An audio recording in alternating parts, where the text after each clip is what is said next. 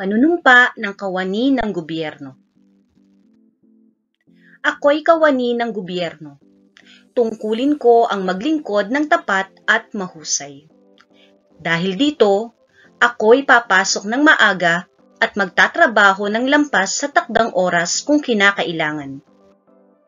Magsisilbi ako ng magalang at mabilis sa lahat ng nangangailangan.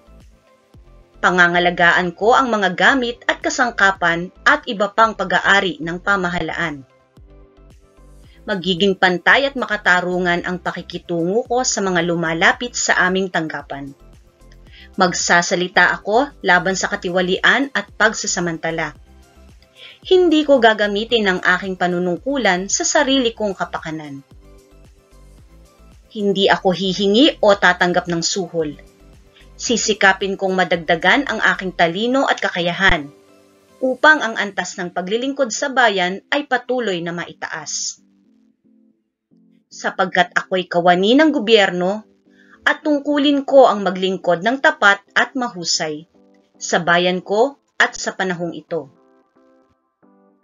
Ako at ang aking mga kapwa kawani ay kailangan tungo sa isang maunlad, masagana at mapayapang Pilipinas. Sa harap ninyong lahat, ako'y taus-pusong nanunumpa.